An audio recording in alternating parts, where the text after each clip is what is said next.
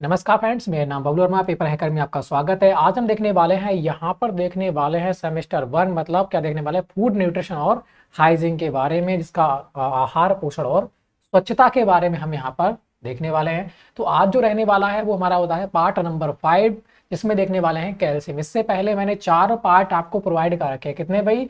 Part जो हैं वो 4 प्रोवाइड कर रखे हैं। डिस्क्रिप्शन में उनका लिंक दे रखा है, वहां जाके आप देख सकते हैं। ठीक है, आज हम बढ़ेंगे कैल्शियम की ओर। इससे पहले जो आज जो 4 और जो 5वां हो जाता है आपका पार्ट कौन सा होगा? 5वां होगा, जिसमें हम क्या देखने वाले हैं, कैल्शियम को देखने वाले हैं। तो बढ़ते हैं क्वेश्चनों की ओर। और जिसको भी इसकी पीडीएफ चाहिए, डिस्क्रिप्शन में रखा है टेलीग्राम का लिंक, वहां पर जाके लिंक मिलेंगे आपके लिए, वहां से डाउनलोड कर सकते हैं आप। ठीक है, तो बढ़ते हैं क्वेश्चन नंबर 1 की ओर। क्वेश्चन नंबर 1 का आंसर दीजिएगा सभी लोग। कैल्शियम का मुख्य स्रोत है, क्या है? गुड़, दूध, आलू या फिर चावल? तो राइट आंसर क्या रहने वाला है, ये आपको यहाँ पर बताना है। ठीक है, तो बात करते हैं कैल्शियम का जो मुख्य स्रोत है वो हो जाता है दूध। जिन लोगों का आंसर बी आ रहा है, बिल्कुल राइट आंसर हो जाएगा। कैल्शियम का सांद्र स्रोत नहीं है। कैल्शियम का जो है वो सांद्र स्रोत नहीं है पालक, दही, दूध या फिर पनीर। तो सभी को पता है दूध से रिलेटेड पानी, दूध और दही हो जाएगा, सॉरी दूध, पनीर और क्या हो जाएगा, दही हो जाएगा। मगर पालक जो है, पालक में क्या होता है, विटामिन ए होता है। तो इसी में नहीं होगा, तो राइट आंसर हो जाएगा ऑप्शन नंबर आ। आगे बढ़ते हैं नेक्स्ट क्वेश्चन को। शरीर भार का कितना प्रतिशत कैल्शियम का बना होता है? शरीर का जो भार है उसका कितना प्रतिशत कैल्शियम का बना होता है, ये आपको यहाँ पर बताना है। तो हमारे शरीर में जो कैल्शियम होता है वो कितने परसेंट होता है? 4, 8, 2 या फिर 6? तो राइट आंसर हो जाएगा भाई 2% होता है कैल्शियम। कैल्शियम कितना होता है हमारे शरीर में? 2% होता है। आगे बढ़ते हैं नेक्स्ट क्वेश्चन की ओर। प्रौढ़ व्यक्ति के शरीर में कितना प्रतिशत कैल्शियम होता है? जो प्रौढ़ व्यक्ति होता है उसके शरीर में कितने प्रतिशत कैल्शियम होता है, ये आपको बताना है। 1200 ग्राम, 100 ग्राम, 1400 ग्राम, 200 ग्राम? कौन सा राइट होगा, ये आपको बताना है। तो प्रौढ़ व्यक्ति में शरीर में कैल्शियम की जो परसेंटेज होती है वो 1200 ग्राम होती है। कितनी होती है भाई? 1200 ग्राम होती है। शरीर के भार का 2%, प्रौढ़ व्यक्ति के शरीर में 1200 ग्राम। ठीक है, आगे बढ़ते हैं नेक्स्ट क्वेश्चन की ओर। पसीने द्वारा किस पोषक तत्व की हानि होती है? जो पसीना निकलता है उसमें किस पोषक तत्व की हानि होती है हमारे शरीर से, वह आपको बताना है। विटामिन, कैल्शियम, वसा या फिर प्रोटीन की? तो पसीने के द्वारा किस पोषक तत्व की हानि होती है, तो वह होती है कैल्शियम की। राइट आंसर क्या हो जाएगा भाई? राइट आंसर अपना बा रहने वाला है, कैल्शियम की हानि होती है। नेक्स्ट बढ़ते हैं। जो हमारे पसीना होता है इसके द्वारा क्या निकलता है? कैल्शियम निकलता है। कैल्शियम के अवशोषण को कौन से पोषक तत्व बढ़ा देते हैं? जो कैल्शियम का अवशोषण होता है उसके लिए कौन से पोषक तत्व जो होते हैं बढ़ा देते हैं, आपको बताना है। विटामिन के ई, विटामिन डी सी, विटामिन के ए, विटामिन ए बी? कौन सा राइट होगा, ये आपको बताना है।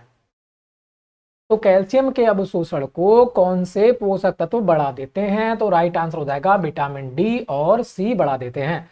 आगे बढ़ते हैं नेक्स्ट क्वेश्चन की ओर। कैल्शियम के अवशोषण में कौन कौन विघ्न पैदा करता है, ये आपको बताना है। कैल्शियम के अवशोषण में कौन कौन विघ्न पैदा करता है? कैल्शियम वसा या फाइटिक एसिड या हो जाता है ऑक्जेलिक एसिड, उपयुक्त सभी? कौन सा राइट होगा, ये आपको बताना है। कैल्शियम के अवशोषण में कौन कौन विघ्न पैदा करते हैं, रुकावट पैदा करते हैं? तो कैल्शियम भी, सेल्यूलोज और वसा ये भी करते हैं, और फाइटिक एसिड होता है वह भी करता है, और ऑक्जेलिक एसिड होता है ये भी करता है। तो राइट आंसर क्या हो जाएगा? उपयुक्त सभी हमारा रहने वाला है। आगे बढ़ते हैं नेक्स्ट क्वेश्चन की ओर। कह रहा है फाइटिक एसिड कहाँ उपस्थित होता है? अनाज के ऊपरी छिलका पर, फल पर, सब्जियों पर या फिर हो जाएगा दालों पर? राइट आंसर क्या होगा, बताना है। फाइटिक एसिड क्या होता है? फाइटिक एसिड कहाँ होता है? ये होता है अनाज के ऊपरी छिलके पर। किस पर? अनाज के ऊपरी छिलके पर होता है। आगे बढ़ते हैं नेक्स्ट क्वेश्चन की ओर। ऑक्जेलिक एसिड की उपस्थिति होती है। ऑक्जेलिक एसिड जो होता है उसकी उपस्थिति होती है पालक, चुकंदर, कोको, ये सभी? राइट आंसर क्या होगा, ये आपको बताना है। तो पालक एसिड जो होता है वो कहाँ पाया जाता है? पालक में, सॉरी, ऑक्जेलिक एसिड जो होता है वो कहाँ उपस्थित होता है? पालक पर भी होता है, चुकंदर पर भी होता है, कोको पर भी होता है, और ये सभी हो जाएगा यहाँ पर फिर राइट आंसर। ठीक है, ऑप्शन नंबर 10 जिन लोगों का आ रहा है बिल्कुल राइट आंसर आते हुए। नेक्स्ट क्वेश्चन की बात करते हैं। नेक्स्ट क्वेश्चन को देखिएगा, यहाँ कह रहा है अस्थियों व दांतों के निर्माण में सहायक होता है। क्या होता है? कैल्शियम, कार्बोज, वसा, विटामिन। सभी को पता है किसका बने होते हैं? दांत जो होते हैं कैल्शियम और फास्फोरस के बने होते हैं, हड्डियां भी कैल्शियम और फास्फोरस की बनी होती हैं। तो राइट आंसर क्या हो जाएगा? ऑप्शन नंबर आ रहने वाला है।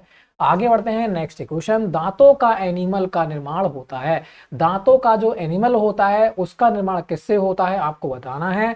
कोलेस्ट्रॉल से, ईस्टर से, या फिर हाइड्रोक्सी एपिटाइड से, या फिर हो जाएगा इथर से। राइट आंसर क्या रहने वाला है ये आपको यहां पर बताना है। ठीक है, तो जिन लोगों का आंसर यहां पर आ चुका है, दांतों का जो एनिमल होता है, जो सबसे कठोर अंग होता है मनुष्य के अंग, मनुष्य के शरीर का एनिमल, वो किसका बना होता है? ये होता है हाइड्रोक्सी एपिटाइड पदार्थ का। किसका? हाइड्रोक्सी एपिटाइड पदार्थ का। तो जिन लोगों का आंसर आ चुका था ऑप्शन नंबर सा, बिल्कुल राइट आंसर आता है। नेक्स्ट क्वेश्चन की बात करते हैं। कैल्शियम की कमी से कौन से रोग उत्पन्न होते हैं?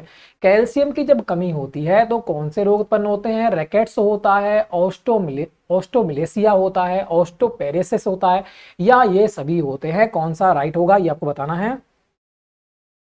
तो आपको पता है रैकेट्स होता है, ये भी कैल्शियम की कमी से होता है। ऑस्टोमिलेसियस होता है, ये भी आपके ऑस्टोमिलेसिया होता है, ये भी आपके कैल्शियम की कमी से होता है। और ऑस्टोपेरेसिस जो होता है ये भी आपके कैल्शियम की ही कमी से होता है। तो राइट आंसर क्या हो जाएगा? ये सभी आपका रहने वाला है। आगे बढ़ते हैं नेक्स्ट क्वेश्चन की ओर। नेक्स्ट क्वेश्चन कह रहा है टिटैनी सेड़ी मेखला, टिटैनी सेड़ी मेखला, अस्थि टेढ़ी, पैर धनुषाकार, यह सब किसकी कमी के कारण या लक्षण हैं ये आपको बताना है। आयोडीन के, प्रोटीन के, आयरन के, या फिर कैल्शियम के। जब हड्डी टेढ़ी होती हैं तो वो किसका कारण है भाई? कैल्शियम की कमी के लक्षण हो जाते हैं। राइट आंसर रहने वाला है ऑप्शन नंबर द। अब यहां से स्टार्ट होगा हमारा क्या? फास्फोरस। क्या स्टार्ट होने वाला है? फास्फोरस स्टार्ट होने वाला है। तो फर्स्ट इक्वेशन को देखेंगे, राइट आंसर क्या होगा? शरीर में फास्फोरस का कितना भाग रहता है? जो हमारा शरीर है उसमें फास्फोरस का कितना भाग होता है? 1/2, 1/1, 1/4। 1/1 तो एक ही हो गया ना, 1/4 या 1/6, कौन सा राइट होगा ये आपको बताना है। तो शरीर में जो फास्फोरस का भाग होता है वो कितना होता है? वह होता है 1/4। कितना होता है भाई? 1/4 होता है। मतलब 25% जो भाग होता है वह किसका होता है? फास्फोरस का होता है। ठीक है, राइट आंसर हो जाएगा ऑप्शन नंबर, सॉरी 25% 20% दिया, 25%। ठीक है, किसका होता है भाई? फास्फोरस का बना होता है। नेक्स्ट बढ़ते हैं। यहाँ पे कह रहा है फास्फोरस सबसे ज्यादा किस खनिज तत्व के साथ मिलकर कार्य करता है? फास्फोरस जो है सबसे ज्यादा किस खनिज तत्व के साथ मिलकर कार्य करता है? कैल्शियम, मैग्नीशियम, सोडियम, ये सभी। राइट आंसर क्या होगा ये आपको बताना है। तो अभी आपको बताया था मैंने, जो हड्डियां होती हैं, दांत होते हैं, वो किसके बने होते हैं? कैल्शियम और फास्फोरस के बने होते हैं। इसीलिए जो फास्फोरस सबसे ज्यादा किस खनिज के साथ मिलकर कार्य करता है? वह कैल्शियम के साथ करता है। राइट आंसर हो जाएगा ऑप्शन नंबर आ। नेक्स्ट क्वेश्चन की बात करते हैं। कह रहा है हड्डियों व दांतों में कितना प्रतिशत कैल्शियम होता है? हड्डियों व दांतों में कितने प्रतिशत कैल्शियम होता है? 10%, 80%, 50%, या फिर 60%? हड्डियों व दांतों में कितने प्रतिशत कैल्शियम होता है ये आपसे यहां पर पूछा जा रहा है। ठीक है, हड्डियों व दांतों में कितने परसेंट कैल्शियम होता है? भी 80% तो होता है कैल्शियम, बाकी 20% बचता है वो होता है phosphorus. Right answer option number बा हो जाएगा। ठीक है, आगे बढ़ते हैं। आकार में कार्बन पार भी होंगे कुछ, तो आगे बढ़ते हैं। फास्फोरस के कार्य कौन कौन से हैं ये आपको बताना है। उच्च ऊर्जा संबंधों का निर्माण, पोषक तत्वों के अवशोषण में, या फिर अस्थि व दांतों में, ये सभी में। राइट आंसर क्या होगा ये आपको बताना है। फास्फोरस के कार्य कौन कौन से हैं? तो उच्च ऊर्जा बंधकों के निर्माण में भी होता है, पोषक तत्वों के अवशोषण में भी इसका प्रयोग होता है, और अस्थि व दांतों में तो होता ही है। तो राइट आंसर क्या हो जाएगा? उपयुक्त तो सभी रहने वाला है। राइट आंसर हो जाएगा ऑप्शन नंबर द। आगे बढ़ते हैं नेक्स्ट क्वेश्चन की ओर। फास्फोरस के प्राप्ति के साधन कौन कौन से होते हैं?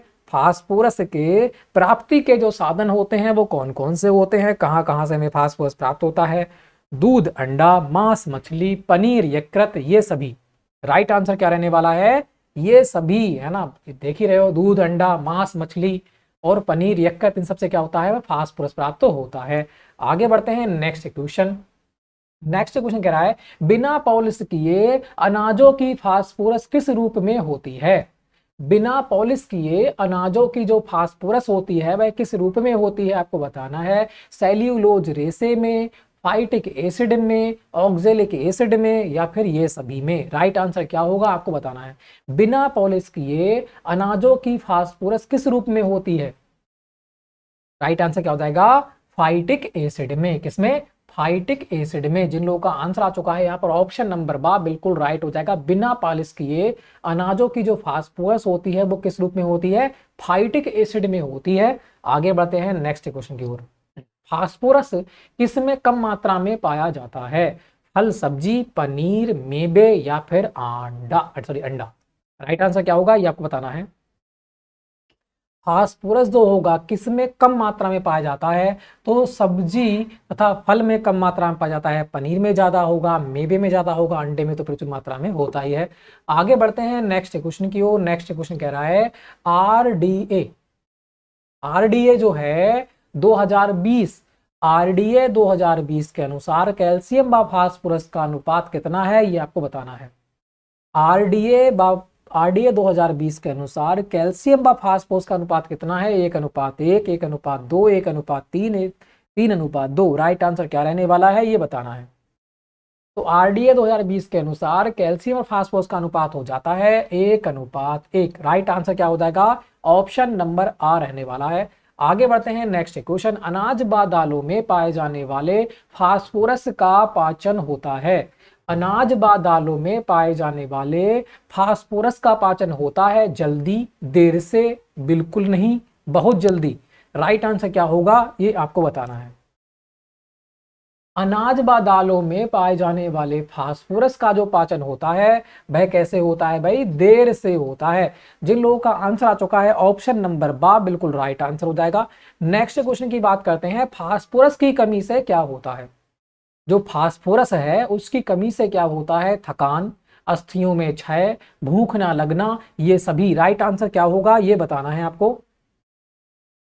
फास्फोरस की कमी से क्या होता है, तो भाई थकान भी महसूस होती है, अस्थियों के क्षय होते हैं, टूटने का डर होता है, भूख ना लगती है, ये सभी यहाँ पर लक्षण हमें दिखाई देखने को मिलते हैं। ठीक है, आगे बढ़ते हैं नेक्स्ट क्वेश्चन की ओर। नेक्स्ट क्वेश्चन कह रहा है पोषक तत्वों के अवशोषण व परिसंचरण में सहायक कौन सा तत्व होता है। पोषक तत्वों के अवशोषण व परिसंचरण में सहायक कौन सा तत्व होता है ये बताना है। Phosphorus, sodium, calcium, protein. Right answer क्या होगा ये आपको बताना है।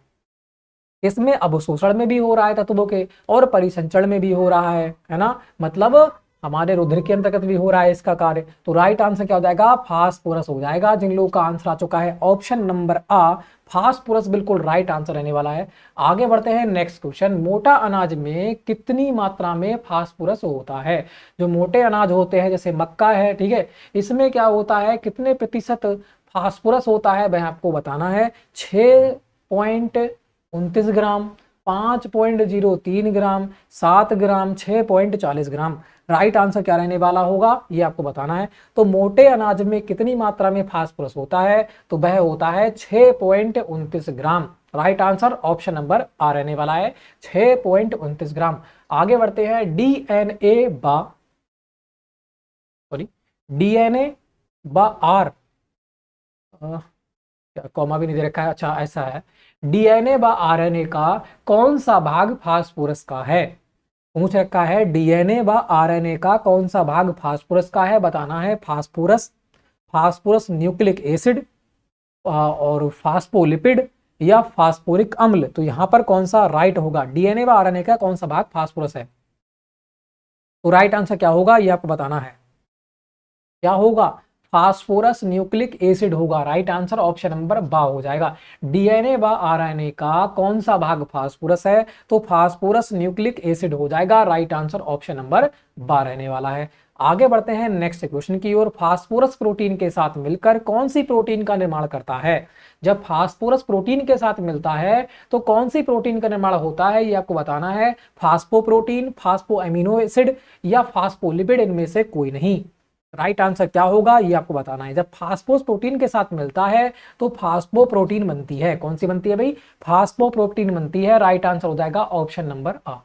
नेक्स्ट क्वेश्चन की बात करते हैं। दूध में फास्फोरस उपस्थित रहता है वसा रूप में, ग्लूटिन रूप में, केसीन रूप में, लैक्टोज रूप में। किस रूप में होता है ये आपको बताना है। दूध में उपस्थित फास्फोरस, दूध में उपस्थित फास्फोरस उपस्थित होता है किस में होता है? वसा में, ग्लूटिन रूप में, केसीन रूप में, लैक्टोज रूप में। तो ये किस में होता है भाई? केसीन रूप में होता है। किस में होता है? केसीन रूप में होता है। बहुत ही इंपॉर्टेंट क्वेश्चन हो जाता है। आगे बढ़ते हैं नेक्स्ट क्वेश्चन की ओर। अंडे के पीले भाग में फास्फोरस उपस्थित रहता है। न्यूक्लियोप्रोटीन, संयुक्त प्रोटीन, फास्फोप्रोटीन, साधारण प्रोटीन। किस रूप में उपस्थित होता है ये आपको बताना है। अंडे के पीले भाग में फास्फोरस उपस्थित रहता है। किसमें रहता है? न्यूक्लियो प्रोटीन में रहता है। कैसे रहता है भाई? न्यूक्लियो प्रोटीन में रहता है। बहुत ही इंपॉर्टेंट क्वेश्चन आते हैं ये। दूध में फास्फोरस उपस्थित होता है किसमें? केसीन के रूप में। अंडे के पीले भाग में फास्फोरस उपस्थित होता है न्यूक्लियो और प्रोटीन के रूप में। किसके? न्यूक्लियो और प्रोटीन के रूप में उपस्थित होता है। आगे बढ़ते हैं नेक्स्ट क्वेश्चन की ओर। बाजार में फास्फोरस की मात्रा होती है, अरे सॉरी मैं भी कह रहा हूं, बाजरा में, सॉरी, बाजरा में फास्फोरस की मात्रा कितनी होती है ये आपको बताना है। 0.13 ग्राम, 0.35 ग्राम, 0.50 ग्राम, 1 ग्राम। राइट आंसर बताना है बाजरा में फास्फोरस की मात्रा कितनी होती है। तो जिन लोगों का आंसर यहां पर आ चुका है 0.35 ग्राम, बिल्कुल राइट हो जाएगा। बाजरा में फास्फोरस की जो मात्रा होती है 0.35 ग्राम होती है।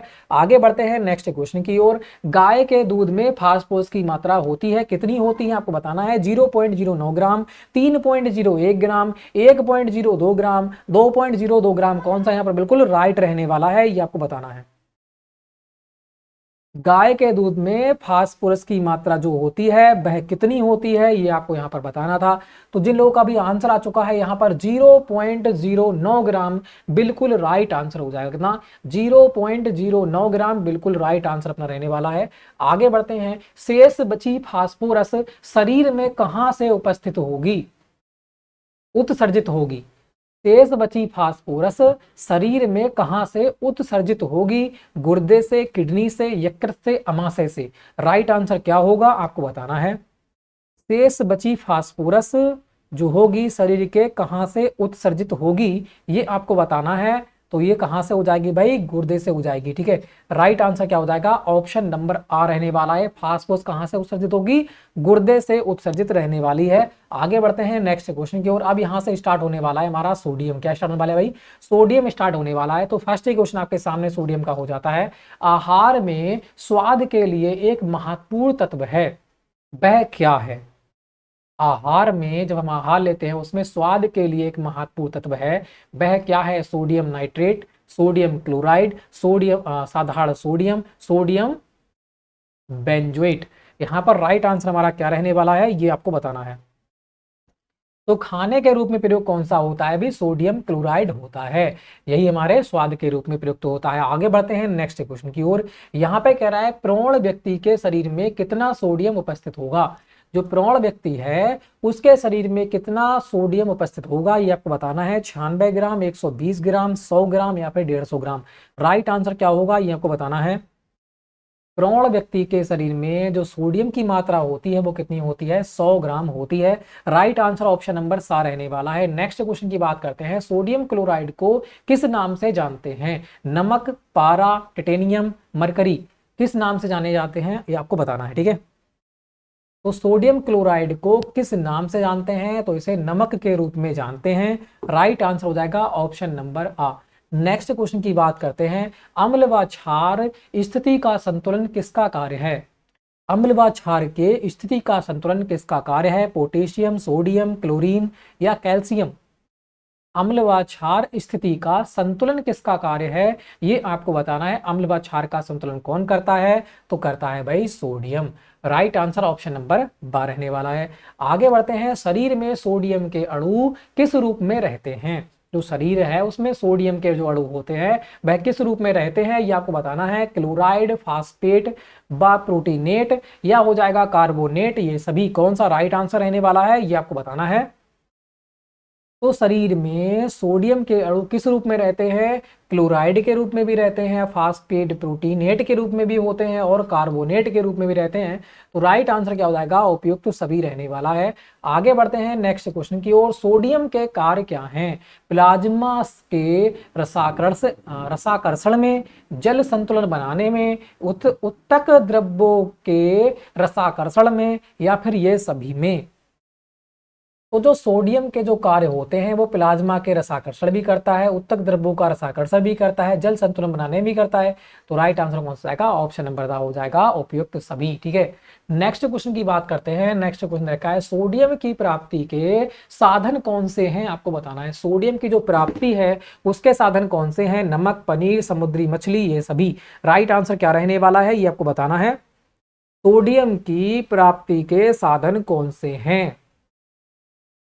सोडियम कहाँ से प्राप्त होता है भाई, नमक से तो होता ही है, पनीर से भी होता है क्योंकि दूध में क्या होते हैं, सभी होती हैं, और समुद्री मछली तो आप जानते हो उसमें क्या होगा, नमक होगा। तो राइट आंसर क्या हो जाएगा, ये सभी रहने वाला है। आगे बढ़ते हैं नेक्स्ट क्वेश्चन की ओर। प्रतिदिन सोडियम की मात्रा लेनी चाहिए, प्रतिदिन सोडियम की मात्रा आपको कितनी चाहिए, ये आपको बताना है। 2 से 6 ग्राम, 3 से 4 ग्राम, 1 से 2 ग्राम, या फिर 5 ग्राम। नमक की यहाँ पर बात हो रही है, कितने प्रतिशत लेनी चाहिए, प्रतिदिन कितने लेनी चाहिए ग्राम में।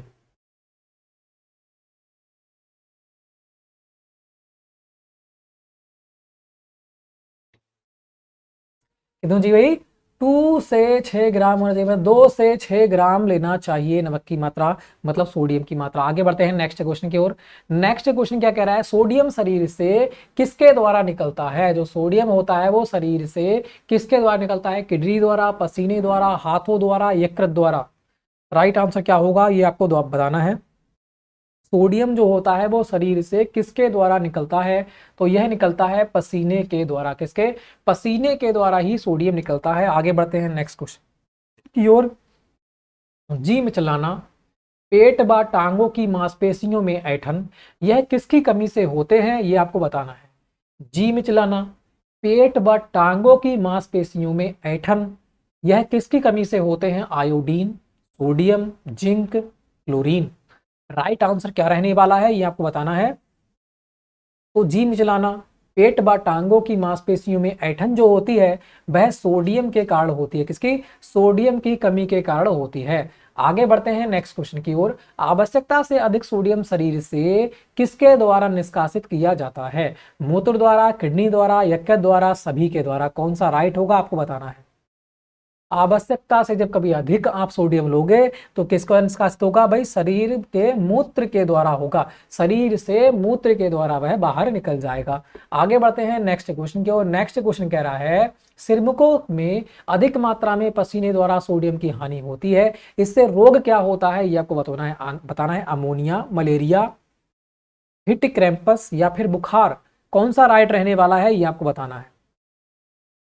सिरमिकों में अधिक मात्रा में पसीने द्वारा सोडियम की हानि होती है, इससे जो रोग होता है वो होता है हीट क्रैम्पस। क्या, हीट क्रैम्पस नामक रोग उत्पन्न हो जाता है।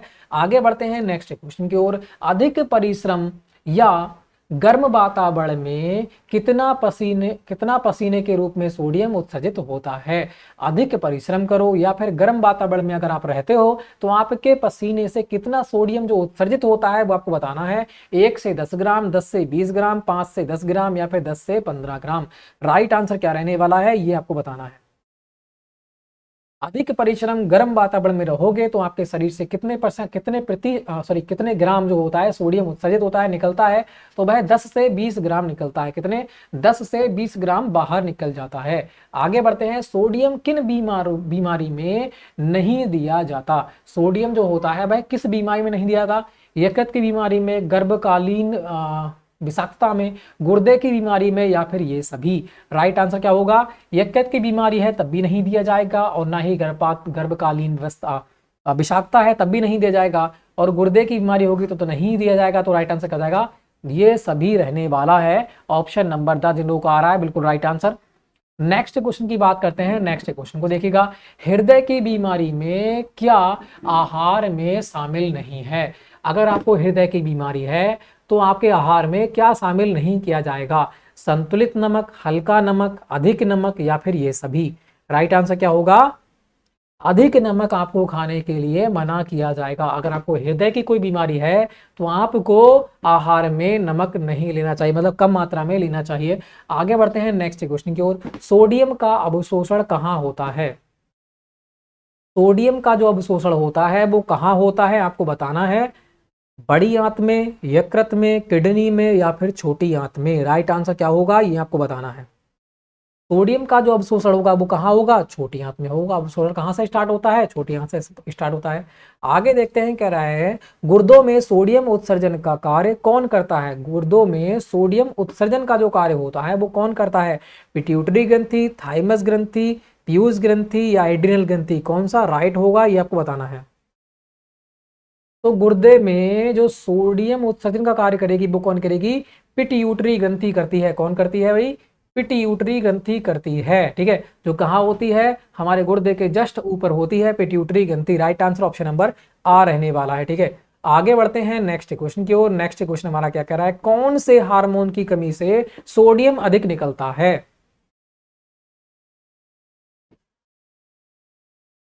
हाँ तो फ्रेंड्स, यहाँ पर हम कौन सा देख रहे थे? क्वेश्चन देख रहे थे 18। यहाँ पे कह रहा है कौन से हार्मोन की कमी से सोडियम अधिक निकलता है? हार्मोन्स की कमी से अधिक निकलता है। उत्सर्जन में कौन कार्य करता है? पिट्यूटरी ग्रंथि। अब किसकी कमी से अधिक निकलता है ये आपको बताना है। ठीक है, glucagon, thyroxine, insulin, adrenal corticoid hormones? कौन सा यहाँ पर बिल्कुल राइट रहने वाला है? कौन से हार्मोन्स की कमी से सोडियम अधिक निकलता है? तो वो निकलता है एड्रिनल कार्टिकाइड हार्मोन्स। कौन सा? एड्रिनल कार्टिकाइड हार्मोन्स के द्वारा अधिक निकलता है। जब कोई घबराहट होती है या फिर कोई डर जाता है, ठीक है, या कोई डर जाता है ऐसी स्थिति देखकर, तो वहां पर क्या होता है? एड्रिनल कार्टिकाइड हार्मोन्स निकलता है और सोडियम क्या हो जाता है? अधिक निकासित प्रकार से कह सकते हैं निकलता है। ठीक है, आगे बढ़ते हैं नेक्स्ट क्वेश्चन की ओर। नेक्स्ट क्वेश्चन कह रहा है अधिक सोडियम की हानि से कौन सा रोग उत्पन्न होता है? अगर अधिक सोडियम की हानि हो रही है तो कौन सा रोग उत्पन्न होगा? एडिशन रोग, पीलिया, डायरिया या फिर ये सभी? राइट आंसर क्या होगा ये आपको बताना है। अधिक सोडियम की हानि से कौन सा रोग उत्पन्न होता है? एडिशन रोग उत्पन्न होता है। कौन सा? एडिशन रोग उत्पन्न होता है अधिक सोडियम की हानि होने पर। ठीक है, सोडियम, नमक, एडिशन, आयोडीन एडिशन, इस प्रकार से याद कर लेना। ठीक है, आयोडीन एडिशन। ठीक है, इस प्रकार से याद रहेगा। नमक से क्या क्या होता है? आयोडीन होता है। आयोडीन एडिशन, आयोडीन एडिशन, इस प्रकार से आपको याद रहेगा। ठीक है, क्या होता है? एडिशन रोग उत्पन्न हो जाता है सोडियम की हानि के कारण। आगे बढ़ते हैं नेक्स्ट क्वेश्चन की ओर। नेक्स्ट क्वेश्चन को देखिएगा। नेक्स्ट क्वेश्चन कह रहा है अधिक सोडियम शरीर से एकत्रित होगा, अधिक सोडियम शरीर में एकत्रित होगा तब कौन सा रोग होगा ये पता? निकलता है तो कौन सा होता है? अभी हमने देखा था एडिशन रोग। अब वो कह रहा है अधिक एकत्रित होगा तो कौन सा होगा? मलेरिया, एडिशन रोग, ओडिमा या फिर डायबिटीज? कौन सा राइट होगा ये आपको बताना है। कौन सा राइट होगा तो आपको बताना है कौन सा बिल्कुल राइट होगा भाई। ओडिमा रोग हो जाएगा। कौन सा हो जाएगा? ओडिमा रोग हो जाएगा। हमारे जो कह सकते हैं टिश्यू हैं, जो उत्तक हैं, वो क्या होंगे भाई? उनमें पानी जमा हो जाएगा, वह फूल जाएंगे। ठीक है, तो अधिक सोडियम शरीर से एकत्रित होगा तो कौन सा रोग होगा? ओडिमा रोग हो जाएगा। कम होगा तो एडिशन रोग हो जाएगा। ठीक है, आगे बढ़ते हैं नेक्स्ट क्वेश्चन की ओर। साधारण नमक का रासायनिक नाम क्या है? जो साधारण नमक होती है उसका रासायनिक नाम क्या होता है? Benzene, sodium chloride, potassium chloride, sodium benzoate? कौन सा राइट होगा ये आपको बताना है। तो साधारण नमक या नमक कौन सी होती है? सोडियम क्लोराइड होती है। राइट आंसर हो जाएगा ऑप्शन नंबर बा। अब यहाँ पर क्या देखेंगे हम? पोटेशियम यहाँ से स्टार्ट हमारा होने वाला है। क्या?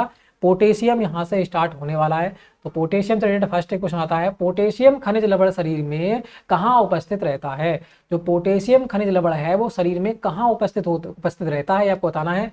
अंतःकोशिकीय द्रव्यों में, लाल रक्त कणिकाओं में या मांसपेशियों में या फिर ये सभी? तो पोटेशियम कहाँ मौजूद होता है ये आपको बताना है हमारे शरीर में। पोटेशियम खनिज लवण शरीर में कहाँ पहुंचता है? देखो अंतःकोशिकीय द्रव्यों में मिलेगा आपके लिए, लाल रक्त कणिका में मिलेगा, मांसपेशियों में मिलेगा, क्योंकि सभी मिलेगा शरीर में। तो राइट क्या हो जाएगा? यह सभी हो जाएगा। कह रहा है यहाँ पर नित्य प्रति आहार में पोटेशियम की मात्रा कितनी आवश्यक होती है, ये आपको बताना है। अभी हमने देखा था सोडियम की कितनी होती है, 2 से 6 ग्राम होती है। कितने? 2 से 6 ग्राम हमें नमक लेना चाहिए पर डे। अब वो कह रहा है नित्य प्रति आहार में पोटेशियम की मात्रा कितनी आवश्यक होती है? 1 से 3 ग्राम, 5 से 6 ग्राम, 1.5 से 6 ग्राम, 2 से 5 ग्राम। राइट आंसर क्या होगा ये आपको बताना है।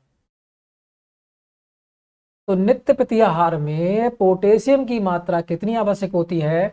तो वह होती है 1.5 से 6 ग्राम। ठीक है, राइट आंसर ऑप्शन नंबर सा रहने वाला है। आगे बढ़ते हैं नेक्स्ट क्वेश्चन के। पोटेशियम के कार्य आपको बताना है। पोटेशियम के कार्य हैं हृदय स्पंदन की गति को नियंत्रित करना, मांसपेशियों के संकुचन को नियंत्रित करना, एंजाइम के स्राव को बढ़ाने में भी सहायता करना, उपयुक्त सभी। राइट आंसर क्या होगा ये आपको बताना है। तो पोटेशियम का जो कार्य होता है वो क्या होता है? हृदय स्पंदन की गति को नियंत्रित करना, कि हृदय की जो धड़कन है वो सामान बनी रहे। आगे की बात करते हैं, मांसपेशियों के संकुचन को नियंत्रित करना, मांसपेशियां चलाने का कार्य भी इन्हीं का होता है, नियंत्रित करना उनके लिए। और एंजाइम के स्राव को बढ़ाने में भी सहायता करती हैं। जब हम किसी को आप कह सकते हैं कि एंजाइम बढ़ेगा, ठीक है, तभी तो हम कोई कार्य कर पाएंगे, इस प्रकार से हाथ चला पाएंगे। ठीक है, हाथ ज्यादा करेंगे तो क्या निकलता है? लैक्टिक एंजाइम होता है, एकत्रित हो जाता है। ठीक है, प्रकार सभी हो जाएंगे, थोड़ी रैकेट नहीं, उसे क्या कहते हैं, ध्यान नहीं आ रहा मेरे लिए। ठीक, कोई बात नहीं। तो यहाँ पर राइट क्या हो जाएगा? उपयुक्त तो सभी रहने वाला है। आगे बढ़ते हैं। यहाँ पर पोटेशियम की प्राप्ति के स्रोत कौन कौन से हैं? जो पोटेशियम की प्राप्ति होती है उसके स्रोत कौन से हैं? दूध है, अंगूर है, नींबू है, ये सभी। राइट आंसर क्या रहने वाला है? पोटेशियम कहाँ से प्राप्त होगा? दूध से भी होगा, अंगूर से भी होगा, नींबू से होगा। तो राइट आंसर क्या हो जाएगा? ये सभी रहने वाले हैं। आगे बढ़ते हैं नेक्स्ट क्वेश्चन को। संतरा, मक्का का आटा, चावल, खीरा, ककड़ी, टमाटर, आंडू अच्छे स्रोत हैं। किसके अच्छे स्रोत? Potassium, iron, iodine, zinc. तो भाई जिंक तो मिलेगी नहीं इनमें, ठीक है, आयोडीन भी नहीं अच्छे स्रोत में, और बात करते हैं आयरन भी नहीं मिलेगा। पोटेशियम क्या मिलेगा? इसके में अच्छे स्रोत में हमें मिलने वाला है। तो राइट आंसर क्या जाएगा? पोटेशियम। आगे बढ़ते हैं नेक्स्ट क्वेश्चन की ओर। नेक्स्ट क्वेश्चन देखा है, वनस्पति भोज्य पदार्थों में पोटेशियम पाया जाता है। जो वनस्पति भोज्य पदार्थ हैं उनमें पोटेशियम पाया जाता है। इसके निम्न स्रोत होते हैं: गर्म पानी, चाय व कोको, आम और आंवला। इसका निम्न स्रोत क्या होता है आपको बताना है। चाय और कोको जो होते हैं वो पोटेशियम के निम्न स्रोत होते हैं। ठीक है, आगे बढ़ते हैं नेक्स्ट क्वेश्चन की ओर। सामान्य वयस्क को कितनी मात्रा में पोटेशियम ग्रहण करना चाहिए? सामान्य वयस्क जो व्यक्ति होता है उसे कितनी मात्रा में पोटेशियम ग्रहण करना चाहिए बताना है। 3.3 ग्राम प्रतिदिन, 3.05 ग्राम प्रतिदिन, 1 ग्राम प्रतिदिन या 3.14 ग्राम प्रतिदिन। राइट आंसर क्या रहने वाला है ये आपको बताना है। तो क्या हो जाएगा राइट? सामान्य वयस्क को कितने प्रतिशत पोटेशियम लेना चाहिए? तो तीनों तीन क्या करेंगे? 6, और 6 को हम इस प्रकार से लिख सकते हैं ना, तो पी और 6 बातें की है, तो पोटेशियम कितना हो जाएगा भाई? 3.3 ग्राम प्रतिदिन हो जाएगा। और इसे आप भूलोगी भी नहीं अब, ठीक है, ट्रिक हमने बना दी। आगे देखते हैं, किस रोग में पोटेशियम की मात्रा रक्त में कब बढ़ती है? किस रोग में पोटेशियम की जो मात्रा होती है वह रक्त में बढ़ जाती है? एडिशन, मलेरिया रोग, डायरिया रोग, एनीमिया रोग। ये आपको बताना है कौन सा राइट होगा। तो यहां पर भी एडिशन रोग हो जाएगा। ठीक है, राइट आंसर हो जाएगा ऑप्शन नंबर आ। वहां पर क्या हो रही थी? मात्रा कम हो रही थी सोडियम की, तो एडिशन रोग हो रहा था। अब यहां पर क्या हो रहा है? पोटेशियम की मात्रा अगर रक्त में बढ़ती है तो कौन सा हो रहा है? एडिशन रोग हो रहा है। ठीक है, ध्यान रखना, सोडियम की मात्रा कम होगी और पोटेशियम की मात्रा बढ़ेगी तो कौन सा होगा? एडिशन रोग हमारा होने वाला है। आगे बढ़ते हैं नेक्स्ट क्वेश्चन की ओर। नेक्स्ट क्वेश्चन हमारा क्या कह रहा है? अनियमित धड़कन, नाजुक हड्डियां, अनिद्रा, भूखना लगना, यह सब किस खनिज तत्व की कमी से उत्पन्न होते हैं? Sodium, potassium, zinc, calcium. अनियमित धड़कन तो आपको पता ही चल गई, नाजुक हड्डियां, कमजोर हड्डियां, ठीक है, नियंत्रित ना होना उनका, अनिद्रा, नींद ना आना, भूख ना लगना, ये सब किससे हैं? पोटेशियम के कार्य हैं। हमारा शरीर संतुलन को छोड़ देता है, एक प्रकार संतुलन नहीं बना पाता, तो किसके कारण? पोटेशियम की कमी के कारण। तो राइट आंसर क्या हो जाएगा? पोटेशियम रहने वाला है। आगे बढ़ते हैं। पोटेशियम की कमी से निम्न समस्याएं जन्म लेती हैं। त्वचा सूखी हो जाती है, शुष्क त्वचा हो जाती है, जल्दी तो सॉरी भद्दी त्वचा हो जाती है, उपरोक्त सभी। राइट आंसर क्या होगा ये आपको बताना है। तो पोटेशियम की हमारे अंदर कमी होगी तो क्या होगा? त्वचा सूखी होगी और शुष्क त्वचा होगी और भद्दी त्वचा होगी। तो राइट आंसर हो जाएगा उपयुक्त सभी। तो अब यहाँ से स्टार्ट हमारा क्या होता है भाई? आयरन स्टार्ट होता है, लोहा स्टार्ट होता है। ठीक है, बढ़ते हैं आयरन की ओर। तो क्वेश्चन दे रखा है, क्वेश्चन नंबर फर्स्ट, एक स्वस्थ व्यक्ति के शरीर में आयरन की मात्रा कितनी होगी? एक स्वस्थ व्यक्ति है, उसके शरीर में जो आयरन की मात्रा है वो कितनी होगी? 4 ग्राम, 10 ग्राम, 8 ग्राम या फिर 9 ग्राम? राइट आंसर क्या रहने वाला है ये आपको बताना है। आयरन की मात्रा कितनी होगी ये आपको बताना है। तो आई हम कैसे लिखते हैं भाई? आई लिखते हैं इस प्रकार से। ठीक है, आई लिखते हैं इस प्रकार से ना। अब यहाँ पर देखो ये क्या है? इस प्रकार से, इस प्रकार से क्या है भाई? ये बन जाता है हमारा 4। क्या बन जाता है? 4। तो इसमें कितनी होती है भाई? 4 ग्राम होती है। ट्रिक बना दी हमने। आई कैसी होती है भाई? आई होती है ऐसी, है ना, 4 की तरह बनी हुई होती है इस प्रकार से। क्या कह सकते हैं? 4 ग्राम आपको याद रहने वाला है। एक स्वस्थ व्यक्ति के शरीर में आयरन की मात्रा कितनी होती है? 4 ग्राम होती है, 4 ग्राम होती है। आगे देखते हैं यहाँ पर 70% लोहा का इस्तेमाल कहाँ होता है? हीमोग्लोबिन में, यकृत में, रक्त में या फिर धमनी में? कौन सा राइट होगा ये आपको बताना है। सबको पता है किसमें होता है भाई? हीमोग्लोबिन के निर्माण में होता है। आगे बढ़ते हैं नेक्स्ट क्वेश्चन। आयरन के कार्य हैं रक्त निर्माण, कार्बन डाइऑक्साइड का संवहन करना, ऑक्सीजन का संवहन करना, उपयोग सभी। तो आपको पता है हीमोग्लोबिन क्या करता है? रक्त निर्माण करता है और कार्बन डाइऑक्साइड को बाहर निकालने में तथा ऑक्सीजन को अंदर ले जाने में, सब में क्या करता है? मदद करता है। तो राइट आंसर आएगा उपयुक्त सभी। आगे बढ़ते हैं नेक्स्ट क्वेश्चन। नेक्स्ट क्वेश्चन कह रहा है तुम्हारा, हीमोग्लोबिन डैश कौन से डैश तत्व मिलकर बनते हैं? हीमोग्लोबिन किन किन से मिलकर बना होता है ये आपको बताना है। आयरन वसा, आयरन प्रोटीन, विटामिन आयरन या फिर आयरन कार्बोज? राइट आंसर क्या होगा ये आपको बताना है। तो हीमोग्लोबिन किससे बना होता है? हिम प्लस ग्लोबिन से बना होता है। हिम प्लस ग्लोबिन से होता है। तो इसमें कौन कौन देखने को मिलते हैं? आयरन और प्रोटीन देखने को मिलते हैं। तो जिन लोगों का आंसर आ चुका है ऑप्शन नंबर बा, बिल्कुल राइट आंसर हो जाएगा। आगे बढ़ते हैं। मांसपेशियों में आयरन कितने प्रतिशत मात्रा में पाया जाता है? अब मांसपेशियों की बात हो रही है तो मांसपेशियों में कितने परसेंट होगा? तो यही वही होगा भाई, 4% होगा, है ना। तो जिन लोगों का आंसर आ चुका है 4% बिल्कुल राइट आंसर हो जाएगा। आगे देखते हैं, अस्थि मज्जा में आयरन की मात्रा कितनी होती है? जो अस्थि मज्जा होता है उसमें आयरन की मात्रा कितनी होती है? 40%, 20%, 25% या फिर 30%? राइट आंसर क्या रहने वाला है ये आपको बताना है। जो अस्थि मज्जा है उसमें कितनी होती है? बोन मैरो है, ठीक है, उसमें कितनी होती है? तो अस्थि मज्जा में आयरन की जो मात्रा होती है वो कितनी होती है भाई? 25% होती है। राइट आंसर क्या हो जाएगा? ऑप्शन नंबर सा रहने वाला है। नेक्स्ट क्वेश्चन की बात करते हैं। नेक्स्ट क्वेश्चन को देखिएगा। नेक्स्ट क्वेश्चन कह रहा है, आयरन के प्रमुख स्रोत कौन कौन से हैं? आयरन के जो स्रोत है वो कौन कौन से हैं? संतरा, अंडा, आंवला, दूध?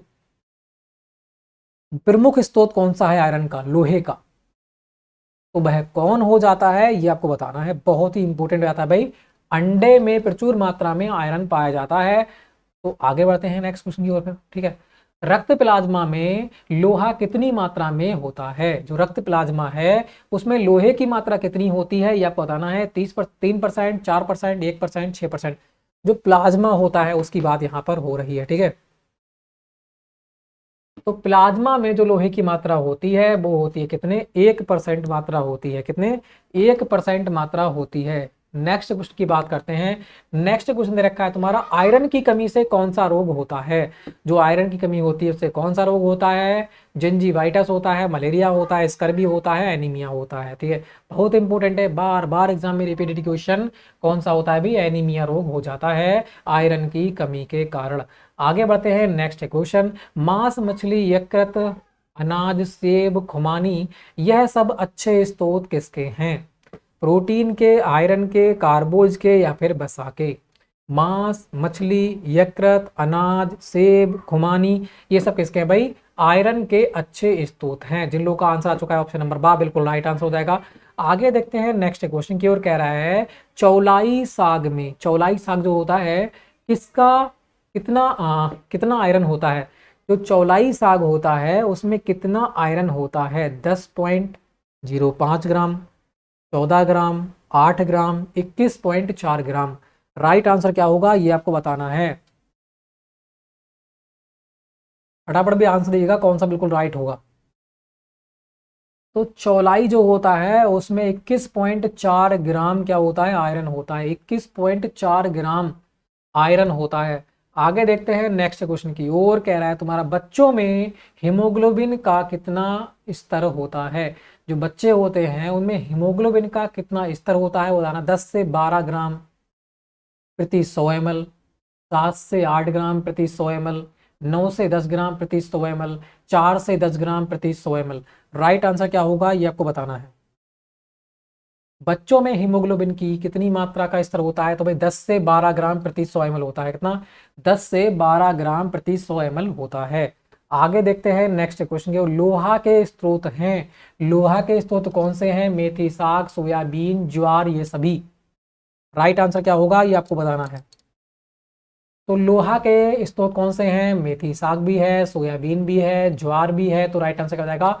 ये सभी अपना रहने वाला है। आगे बढ़ते हैं नेक्स्ट क्वेश्चन की ओर। कह रहा है तुम्हारा गर्भावस्था में हीमोग्लोबिन की कितनी मात्रा आवश्यक होनी चाहिए? जो गर्भावस्था होती है उस समय हीमोग्लोबिन की कितनी मात्रा होनी चाहिए? 10 ग्राम प्रति 100 ml, 30 ग्राम प्रति 100 ml, 12 ग्राम प्रति 100 ml, 25 ग्राम प्रति 100 ml। राइट आंसर क्या रहने वाला है ये आपको बताना है। निम्नतम कितनी होनी चाहिए? 10, अधिकतम 12। तो क्या गर्भावस्था में कितनी होगी भाई? 12 ग्राम प्रति 100 ml रहने वाली है। कितनी? 12 ग्राम प्रति 100 ml रहने वाली है। आगे बढ़ते हैं नेक्स्ट क्वेश्चन की ओर। लाल रक्त कणिकाओं में लाल रक्त कणिकाओं के टूटने का क्रम बढ़ जाना कहलाता है। अगर लाल रक्त कणिकाएं टूटने की संख्या बढ़ जाती है तो उसे क्या कहते हैं? हीमोलाइसिस, हीमोग्लोबिन, रक्त का थक्का, या फिर हीमोग्लूटिन। हीमोग्लूटिन। राइट आंसर क्या होगा ये आपको बताना है। ग्लूटिन थोड़ी होगा, जमाव थोड़ी होगा, रक्त का थक्का बनेगा और हीमोग्लोबिन तो नाम ही है। तो राइट आंसर क्या जाएगा? हीमोलाइसिस। कौन सा हो जाएगा? हीमोलाइसिस रोग रहने वाला है। लाल रक्त कणिकाओं के टूटने से क्रम बढ़ जाने पर क्या होगा? हीमोलाइसिस रोग उत्पन्न हो जाएगा। आगे देखते हैं। लाल रक्त कणिकाओं का जीवन काल होता है 90 दिन, 120 दिन, 150 दिन, या फिर 100 दिन। लाल रक्त कणिकाओं का जीवन काल होता है, कितना होता है ये आपको बताना है। तो जो लाल रक्त कणिकाएं होती हैं उनका जीवन काल होता है 120 दिन। कितना होता है भाई? 120 दिन होता है। रेड कैसे याद करेंगे? रेड, रेड मतलब रा, ठीक है। इस प्रकार से होगा ना आर, तो यहाँ पर एक समझ लीजिएगा, दो समझ लीजिएगा, तो 120 दिन आराम से याद रहेगा, ठीक है। आगे बढ़ते हैं नेक्स्ट क्वेश्चन की ओर। नेक्स्ट क्वेश्चन कह रहा है अस्थि मज्जा के निर्माण किसका होता है? अस्थि मज्जा में अस्थि मज्जा में निर्माण किसका होता है? लाल रक्त कणिकाओं का, प्लेटेलेट्स का, श्वेत रक्त कणिकाओं का, ये सभी का। ये सभी का किसका होता है भाई? ये सभी का होता है। लाल रक्त कणिकाओं का भी होता है, प्लेटेलेट्स का भी होता है, और श्वेत रक्त कणिकाओं का भी होता है। डब्ल्यूबीसी, आरबीसी और प्लेटेलेट्स सभी का होता है। तो राइट आंसर हो जाएगा ये सभी। आगे देखते हैं। कह रहा है एनीमिया के 2 प्रकार होते हैं, वह कौन कौन से हैं ये आपको बताना है। एनीमिया के 2 प्रकार होते हैं, आर्थ्रोक्रोमिक माइक्रोसिटिक, हाइपोक्रोमिक माइक्रोसिटिक। आपको बताना है कौन सा बिल्कुल राइट होगा। आबा दोनों होंगे, इनमें से कोई नहीं। तो यहाँ पर तो दे ही रखा है ना, यहाँ पर तो दे ही रखा है। 2 प्रकार होते हैं, एक होता है तुम्हारा आर्थोक्रोमिक माइक्रोसिटिक और दूसरा होता है कौन सा? Hypochromic microcytic. दोनों यहाँ पर दे रखे हैं, बहुत ही इंपॉर्टेंट हैं, इनको दोनों को याद कर लेना, कभी भी एग्जाम में पूछ सकता है। आगे बढ़ते हैं नेक्स्ट क्वेश्चन की ओर। तो नेक्स्ट क्वेश्चन भाई यहाँ पर देखना है, नेक्स्ट क्वेश्चन का आंसर क्या होगा। आयरन का अवशोषण कहाँ होता है? आयरन का जो अवशोषण होता है वो कहाँ होता है? छोटी आंत में, यकृत में, बड़ी आंत में, या फिर किडनी में? तो कहाँ होंगे अवशोषण? अवशोषण सभी कहाँ होते हैं भाई? छोटी आंत में होते हैं। आगे बढ़ते हैं। यहाँ पे कह रहा है आयरन के अवशोषण में कौन मदद करता है? Protein, vitamin C, vitamin D, या वसा? आयरन का जब अवशोषण होता है तो उसमें कौन मदद करता है? तो आयरन के मदद के अवशोषण के मदद में कौन करता है भाई? विटामिन सी मदद करता है। कौन करता है? विटामिन सी मदद करता है आयरन के अवशोषण में छोटी आंत के अंदर। ठीक है, तो यहाँ पर भाई अपने कितने क्वेश्चन आते हैं, हाँ तो यहाँ पर अपने आते हैं भाई 80 प्लस क्वेश्चन कितने होते हैं, 80 प्लस क्वेश्चन हमने देख लिए हैं, कुछ बहुत ही इंपॉर्टेंट हमने चैप्टरों को देखा। ठीक है, किस में देखा, ये अपना हो जाता है फर्स्ट सेमेस्टर का हो जाता है, सभी के लिए बहुत इंपॉर्टेंट होता है, फूड न्यूट्रिशन ऑफ हाइजीन। ठीक है, मतलब आहार पोषण स्वच्छता को हमने यहाँ तक देख रखा, आयरन तक। इसके आगे हम क्या देखने वाले हैं, आयोडीन देखेंगे अगली वीडियो में। ठीक है, ये वीडियो का पार्ट हमारा हो जाता है पार्ट नंबर 5। ठीक है, तो फ्रेंड्स लाइक करना है, शेयर करना है, चैनल को सब्सक्राइब करना है। जिसको पीडीएफ चाहिए डिस्क्रिप्शन में रखा है टेलीग्राम का लिंक, वहां पर देखा फिर आपको लिंक मिलेगा इसका, और वहां पे जाके आप डाउनलोड कर सकते हैं। तो फिर जय हिंद, जय भारत सभी के लिए।